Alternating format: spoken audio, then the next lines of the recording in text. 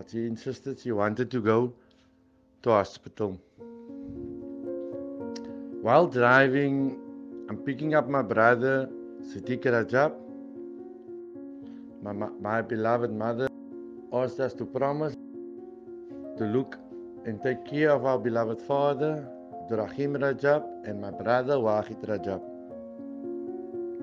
In that time, when we promised, we still cracked a joke with her, told her, no, Ma, everything will be fine, and all that.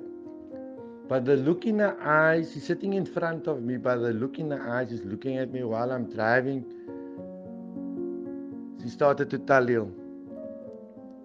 And I taliled with her,